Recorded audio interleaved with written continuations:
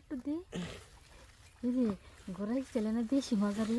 হ্যাঁ কি যদি জানতাম আমি অযথা ছাগল গরুর কাছে গেতাম তোর কাছে এইতাম। এতদিন তো খালি মানুষের ডে নিচ্ছি, মানুষের ডে তো ছোট আর এই গরুটা হচ্ছে বড়। আজকে এই গরুতেই কাম করবো, কারণ গরুটা কাম না করলে আমার জ্বালা মিটবো না। আমার শরীরে যে পরিমাণ জ্বালা, সেই জ্বালা আমি কেমনে করে মিটামো? এই গরু নিচে যে আমি শুমো, গরু দেবার জিবা দিয়ে কামড় মারে না, কামড় মারবো কে? গরু তো চাটে। তাহলে আয় এটা চাইটাতে আমারে চাইটা দিব রে, মজা লাগতেছে। গরু এমনি করে ঘাস খায়, এমনি করে আমার যে জমি আছে জমির গাছগুলো গরু এমনি করে কামড়াইব। কাপড়টা তুইলা গরু নিচে শুই শুয়ে কামড়া সারবো, ভালো লাগতেছে। কি ব্যাপার ভাবি, কাপড় তুলে গরু শোনা বিলে যাচ্ছেন কিসের লিগে? হ্যাঁ আরে সব সময় তো সব কিছুটা নিছি, ছাগলটা নিছি হাঁসেরটা নিছি, কিন্তু ওগুলো ওগুলো ছোটো। আর হাঁস ছাগলগুলো বেশি সময় পারে না, গরুটা তো বড়, অনেক বড় প্রাণী, সেই ক্ষেত্রে গরু তো বেশি পারবো। দেখ তোর ভাইয়ের দিচ্ছে আমার নিচে জুইলা থাকে, আমার জুইলা দিচ্ছে সামনেও মনে গরুটা। হ্যাঁ হুম? কিন্তু ভাবি কি একটা কথা কই, গেছে তো গরুর কাছে, ঠিক আছে, হ্যাঁ তুমি আসলে কতটুকু লোড লিবার পরে একটু হাত দিয়ে দেখো তো। এতটুকু এতখানি? হ্যাঁ এই যে আমার কলিজা না, এই বরাবর জিনিসটা না উঠে তাহলে আমার শান্তি লাগে না। শান্তি লাগে না? না তাহলে তো তোমার খেলানোর মতো মানুষ মতো এখনো পৃথিবীতে একটাও নাই। এ কেমন কথা বলছ? মানুষ দিয়ে কি করবো, আমি তো সবসময় প্রয়োজন গরু ছাগল এগুলাই দেখি, তাই না? এগুলা দেই নেই হ। একটা কাজ করো, ঘোড়া পালো বাড়ি, ঠিক আছে, ঘোড়া পাললে পরে ঘোড়ার জিনিসটা আরো বড় আরো লম্বা, এতখানি হবে নি, ঠিক আছে? হ্যাঁ, তাহলে মনে করো যে এক গুতোয় একবার তোমার 2 হাত ফাঁকে নিয়ে যাবে।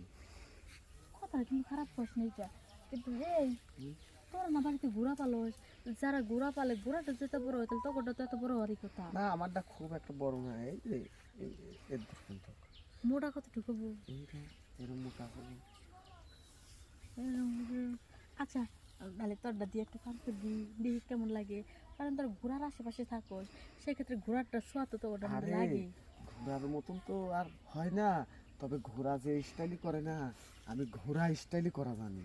ঘোড়া স্টাইলে হ আমি তাহলে ঘুরি, আজকে তুই ঘোরা, তাহলে আচ্ছা আমার তুই সেই ঘোড়ার স্টাইলে কর। আচ্ছা, এই যে এখানে ঘোড়া এসে, ঠিক কেমন আছে, করে করে?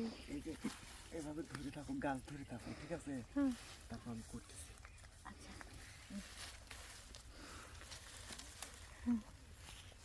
দেবো? দে আর একটু দে রে, ঘোড়াই চলে না দেশি মজা রে।